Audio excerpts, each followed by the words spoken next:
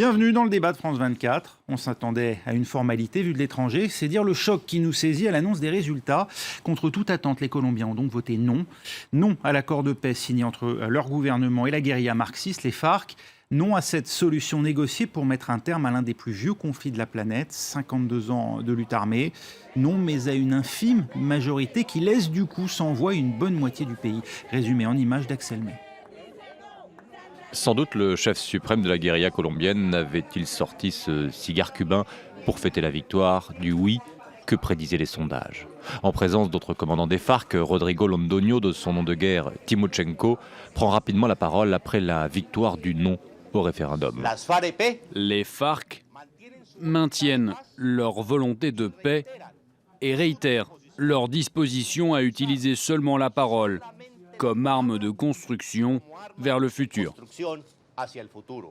En Colombie, le président Juan Manuel Santos veut également continuer dans cette voie du dialogue et de la paix. Lui qui avait organisé ce référendum pour donner davantage de légitimité à l'accord conclu fin août à La Havane avec les FARC pour mettre fin à plus de 50 ans de guérilla.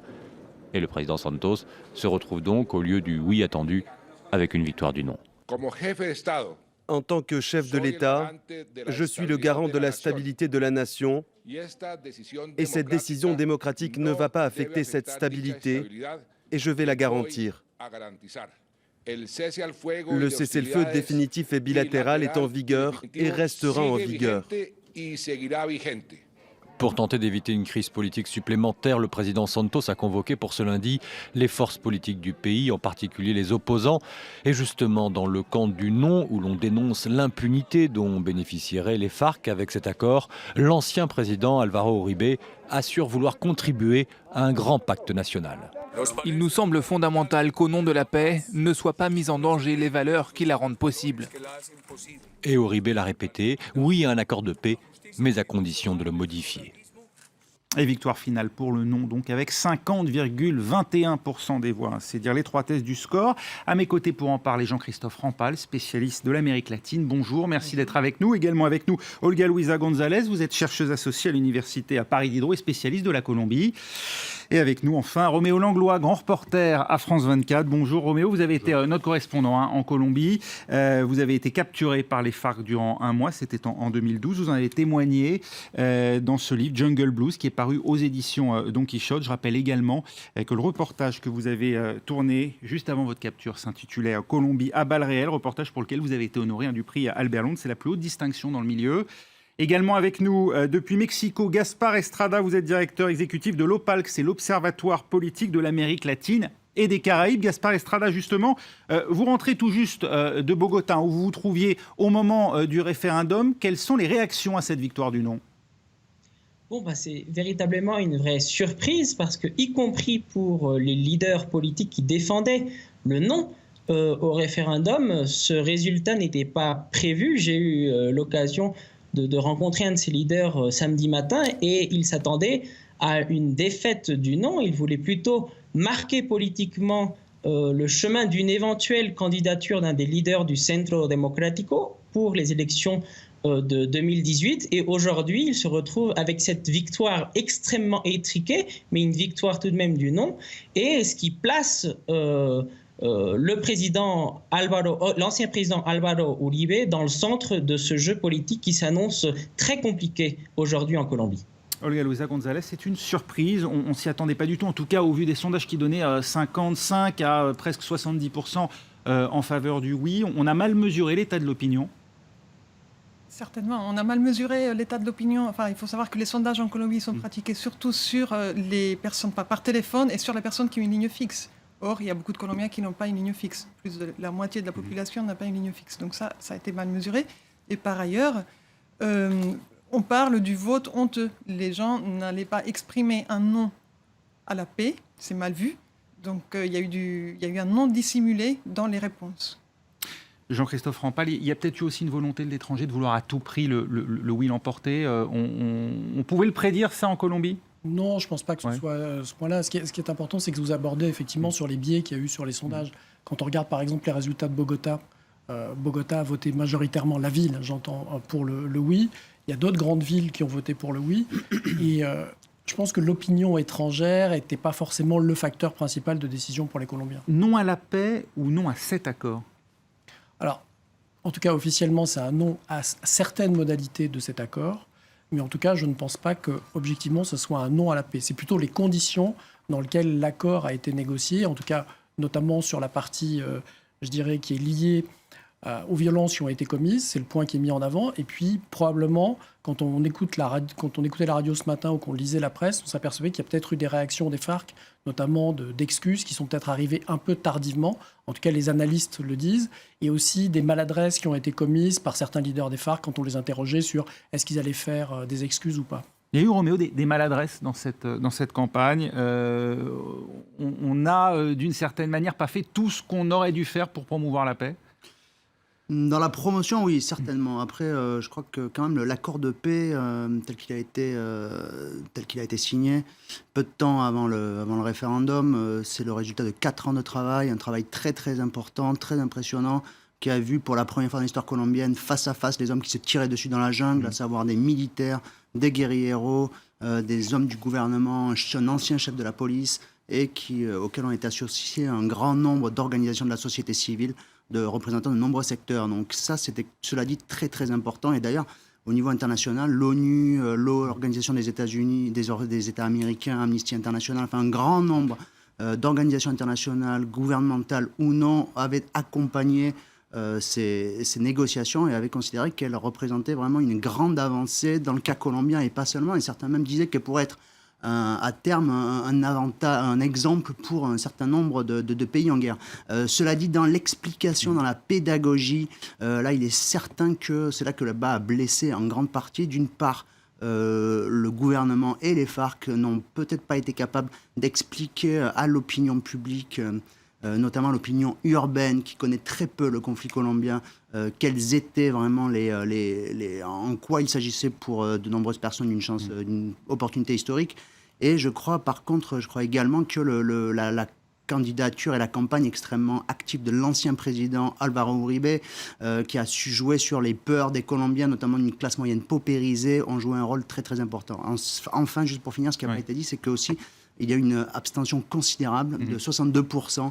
Et ça, c'est probablement l'une des choses aussi que les sondages n'ont pas été capables de voir venir. Et pourtant, on est habitué, Olga Luisa González, à ces forts niveaux d'abstention. C'est pas nouveau en Colombie de voir à peine 40% de la population se déplacer. Tout à fait. Le président Santos, pour donner un exemple, il a été élu là avec 60% d'abstention en 2014. Et les présidents antérieurs, ils ont connu des niveaux d'abstention similaires. Donc l'abstention en Colombie, y compris pour l'élection présidentielle, qui pourtant est quand même assez décisive, est très très élevée. Alors ce qui est préoccupant, c'est qu'il n'y a pas une vraie inquiétude de la part des partis politiques, et même pas des partis politiques de gauche, pour rallier ces personnes qui se sentent exclues du débat politique et qui ne s'intéressent absolument pas, qui ont le sentiment de ne pas appartenir quelque part à la société où se prennent les décisions. Parce que ces électeurs ne sont pas concernés directement par les violences ou tout simplement parce qu'elles se sentent exclues du système politique et qu'elles ne reconnaissent pas aujourd'hui les institutions du pays? Enfin, en Colombie, il y a une grande marginalité, il y a beaucoup de pauvreté, il y a quand même... de vastes secteurs de la société ne sont pas inclus dans le système économique, politique et social. Et je pense que ces gens-là, quand on discute dans la rue avec eux, ils voient tout cela avec beaucoup d'apathie. Il y a aussi une grande décrédibilisation des politiques, des politiciens de tous bords. Ils ont perdu toute crédibilité. Les FARC, par ailleurs, sont extrêmement impopulaires en Colombie, sauf dans certains milieux de gauche et encore. Donc, tous ces facteurs font que la mobilisation n'a pas été à la mesure de la demande des attentes internationales notamment. Gaspard Estrada, vous êtes avec nous. Roméo Langlois nous rappelait à l'instant 4 ans de négociations à La Havane pour arriver à cet accord. C'est long, autant dire que les électeurs n'ont pas été pris de court. Il y a peut-être eu un défaut de communication dans la dernière ligne droite. Toujours est-il que Juan Manuel Santos avait été élu avec ce mandat. Il avait annoncé dès le début qu'il comptait mener ces négociations. Oui. D'ailleurs, c'était la plateforme de son deuxième tour, le oui à la paix. C'est ce qui lui avait permis de vaincre les élections en 2014, de courte tête, mais il lui avait permis de vaincre ces élections. Et c'est pour cela que c'est un moment très délicat pour le président Santos, étant donné que véritablement, son agenda au cours de ce deuxième mandat était justement de concrétiser cette paix en Colombie.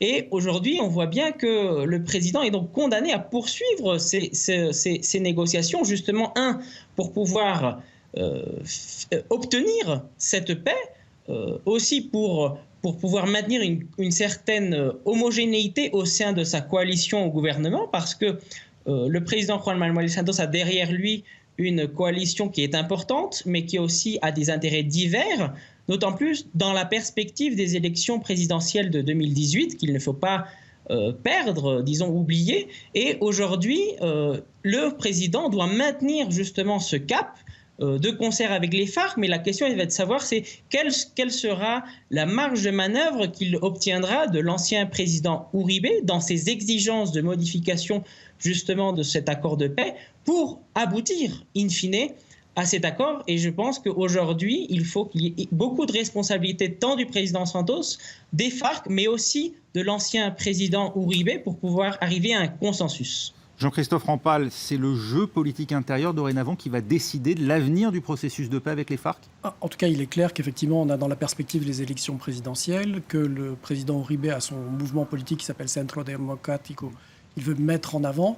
Et c'est vrai que c'est une occasion pour lui de prendre la main sur le processus. D'ailleurs, je crois que le président Santos avait convoqué une réunion de tous les partis politiques aujourd'hui pour parler du résultat du référendum.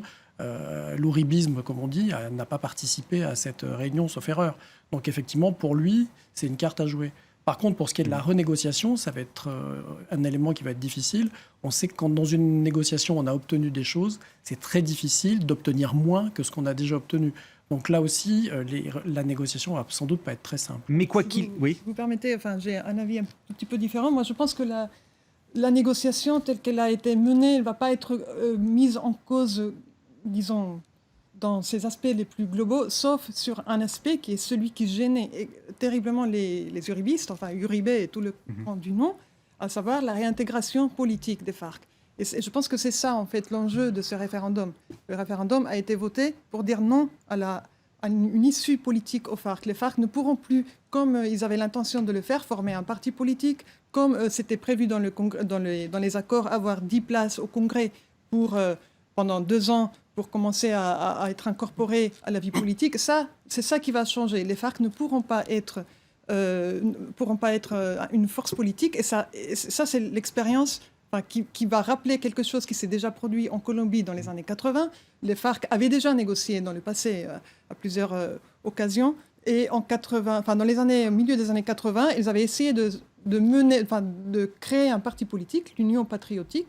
Et cette Union patriotique a essayé de participer aux élections, mais il a été décimé, il a été pratiquement exterminé. Les militants de l'Union patriotique ont été éliminés physiquement. Ici, il ne s'agit pas d'une élimination physique, mais d'une élimination légale. Ils ne pourront pas vraiment agir. Le contexte n'est pas propice à cela. C'est ça, Roméo Langlois, qui a bloqué les électeurs colombiens, d'après vous. C'est l'intégration des FARC au processus politique, ces postes de parlementaires, et puis il y a aussi la question de l'amnistie. Il y a une grande partie donc, des électeurs pro-Alvaro Uribe, effectivement, c'est la question de la participation des FARC en politique qui a été fondamentale. La campagne d'Alvaro Uribe a été extrêmement efficace, même si elle n'était pas particulièrement précise sur les termes, c'est-à-dire qu'il a réussi à jouer sur les peurs de ce qu'il appelait le castro-communisme. Il arrivait à sous-entendre que des chefs des FARC pourraient contrôler le pays, arriver à la présidence. Enfin, il a vraiment joué sur cette peur d'une partie, donc, comme je disais tout à l'heure, de la classe moyenne paupérisée. La question de la prison aussi, des peines alternatives à des peines de prison a été fondamentale. Toute la question de la justice transitionnelle qui fait que, bien sûr, les guerrilleros ne considèrent en tout cas qu'ils ne sont pas battus 40 ans pour finir en prison, même si les peines sont aménagées. Alors Alvaro Uribe a toujours répété qu'il voulait voir les chefs des FARC vraiment purger des peines de prison. Donc ces éléments, la prison et la question de la participation des FARC en politique ont été absolument fondamentales, oui, je crois, dans l'issue du référendum. Ces réductions de peine et cette intégration au processus politique à travers des postes de parlementaires qui leur étaient réservés, est-ce que les FARC aujourd'hui sont prêts à tirer une croix dessus ? Ils parlent même de rectification qu'ils sont prêts à apporter à l'accord de paix. Je ne suis pas sûr. Moi, jusqu'à présent, de ce que j'ai vu, les FARC ont dit on ne veut plus se battre avec les armes, on veut se battre avec la parole. Ils sont dans un contexte de faiblesse. À mon avis, les FARC vont maintenir l'idée de démobilisation. Vous savez, entre 2003 et 2015, se sont démobilisées en Colombie 59 000 personnes. donc hommes en armes, des paramilitaires, certains des FARC et d'autres guérillas. Donc il y a déjà cette expérience de mobilisation, même dans le contexte de la guerre. Je pense qu'il y a un cadre légal qui permet cela. Ça ne sera pas avec 23 zones de concentration pendant 6 mois comme c'était prévu dans les accords, ça sera fait différemment. Je pense que la démobilisation, où l'IE et le camp du Nord ne veulent pas qu'il y ait à nouveau des hommes armés dans les campagnes. Par contre, la question va se poser surtout pour les cadres de la guérilla. C'est eux qui étaient amenés à incarner un parti, à transformer le Congrès colombien. Et là, c'est là où ça se pose de manière très délicate. Et en fait, aujourd'hui, ils sont dans une corrélation de force telle qu'ils sont affaiblis. Et si la question, excusez-moi, mais c'est pour compléter, si la question se pose pour les cadres, elle va se poser pour les guérilleros et pour les structures en bas qui sont sur le terrain et qui se sont battus pendant très longtemps. Les cadres avaient fait pendant plusieurs années un travail pédagogique en allant régulièrement dans les campements, en venant de la Havane, là où ils négociaient avec les représentants du gouvernement. Ils allaient ensuite dans les campements de la guérilla, ils discutaient avec les jeunes, ils essayaient de voir un petit peu quelles étaient leurs attentes et puis ils essayaient surtout de leur vendre ce processus de paix. Dans la mesure où les cadres ne croient plus en ce processus de paix, sont inquiets, Ils n'y croient plus vraiment, vous pensez? On va voir. En tout cas, ils ont pris un choc. Bien sûr qu'ils y croient encore. Bien sûr qu'ils y croient encore. C'est leur intérêt. Dit, le gouvernement l'a dit, Alvaro Uribe aussi l'a dit. Pour l'instant, rappelons quand même que des pas historiques ont été faits. On a un accord de paix, on a un cessez-le-feu bilatéral indéfini. Cela n'était jamais arrivé. Et qui est maintenu, nous dit le président Santos. Malgré l'échec du référendum. Cela dit, ils sont inquiets, ils ont peur pour leur participation politique, pour leur sécurité également. Cela est très très important. Vous avez parlé du massacre de l'Union patriotique. Au moins 3 ou 4 000 militants de ce parti qui venaient des FARC assassinés dans les années 80, qui a compromis les futures tentatives de paix en Colombie. Pour les guérilleros des FARC, pour les chefs, mais aussi pour les gens qui sont dans la forêt et qui se sont battus pendant longtemps, sinon pas la sécurité, sinon pas la certitude que leur sécurité sera assurée et qu'ils ne seront pas assassinés une fois qu'ils auront rendu les armes, il n'y aura pas de remise des armes. Donc après Insister sur ce point de l'Union patriotique, il faut quand même dire qu'il y a 2 candidats à la présidence de la République qui étaient des candidats de l'Union patriotique qui ont été assassinés. En outre le fait qu'il y a eu tous les militants, toute la base de gens qui essayaient de travailler sur le terrain, et ça c'est important, effectivement, vous parliez de ça, des gens des FARC qui sont dans les campagnes et qui pourraient se reconvertir dans la politique et travailler sur le terrain, assurer leur sécurité, c'est pas un mince problème. Et on surtout avec la multiplication, en tout cas le nouvel essor des groupes paramilitaires, donc des milices liées aux escadrons de la mort, parfois à certains secteurs de l'armée, aux propriétaires terriens et à la mafia du narcotrafic, qui n'attendent qu'une chose, qui n'attendent que les FARC rendent les armes pour pouvoir occuper les zones qu'elles contrôlent et prendre le contrôle notamment des cultures de coca. Eh bien, l'avenir des FARC, on va en parler dans un instant. Restez avec nous, on se retrouve tout de suite dans quelques secondes.